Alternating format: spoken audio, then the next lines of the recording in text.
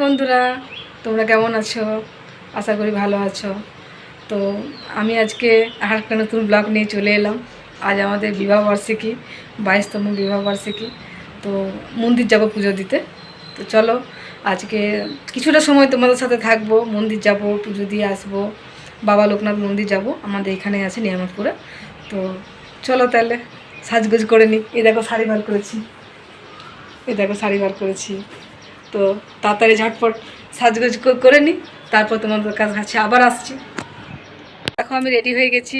তো চলো আমরা এবার মন্দির যাব। আমার বর্তমানে তোমাদের সে দাদা আগেই গেছে, একটু মিষ্টি ফিষ্টি ফল টল কিনবে। আর আমার পাশের একটা মেয়ে যাবে, শুভশ্রী। ও আমার মেয়েরই মতো, আমি ওদের জেঠিমা। আর আমার মেয়ে বর্ষা। তো আমরা এই 4 জন মিলে যাব। তো চলো দেনুয়া মোড় যাই, ওখানে যে অটো ধরবো, অটো বা টোটো যা পাই, তারপরে যাবো। গলার ভলিউম কমে গেছে, দাঁড়া একটু আস্তে আস্তে হাঁট। তো দেখো আমরা বেরিয়ে পড়েছি। এখান থেকে আমরা টোটো ধরে যাবো আগরওয়াল নার্সিংহোম, ওখানে নামবো। তারপর ওখান থেকে সামনে মন্দিরটা, জাস্ট 5 মিনিট না 2 মিনিটের হাঁটা। তো চলো, ওখানে আমার অক্সিজেন আছে তোমার মন্দিরে, তোমরা দেখতে থাকো। তো দেখো আমরা বাসে চেপে পড়েছি। তো তখন থেকে মা আর আমি বাবাকে বলছি হাই করো, তো বাবা হাই করছিল না, তারপর আবার হাই করলো।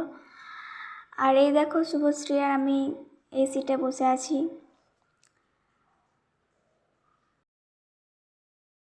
নেমে গেলাম, এবারে যাচ্ছি মন্দিরের উদ্দেশ্যে। চলো, এই তো দেখো এই চলেই এলাম। কিছুটা দূরে একটু হেঁটে হেঁটে যেতে হবে।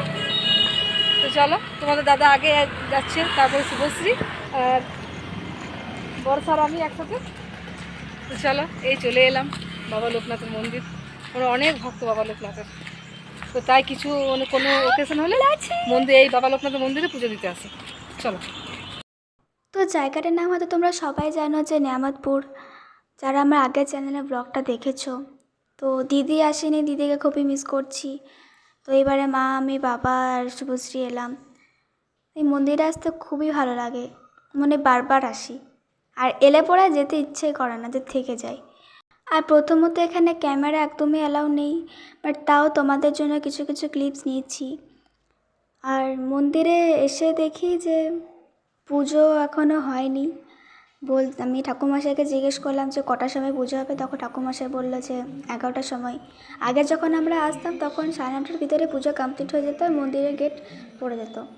তো ওই জন্যেই আমরা এখান থেকে 9টার সময় বেরিয়ে পড়েছিলাম, বাট যে দেখে পুজো হয়নি, 11টার সময় হবে। তো মনটা আমার আরও খারাপ হয়ে গেল যে এলাম আর পুজো দেখতে পাবো না।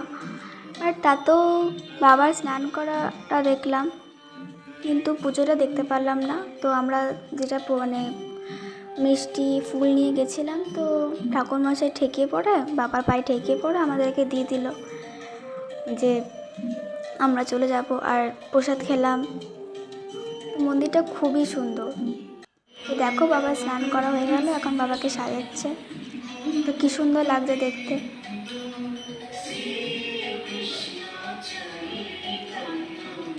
তো দেখো মা বাবা বসে আছে, শুভশ্রীও বসে আছে, শুভশ্রীও দাঁড়িয়ে আছে, বসেনি। এই দেখো বাবাকে।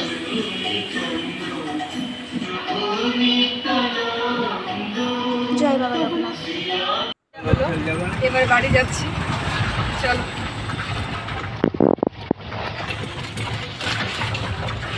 এই অটোতে বসলাম, এবার বাড়ি। তো বন্ধুরা আমরা বাড়ি ফিরে এলাম বন্ধুরা, তো আমরা পুজো দিয়ে চলে এলাম। এবার খাওয়া দাওয়া করি, রান্না বান্না করি। আবার কালকে আবার নতুন ব্লগ নিয়ে আবার আসবো। হ্যাঁ, তো এইখান থেকে টাটা।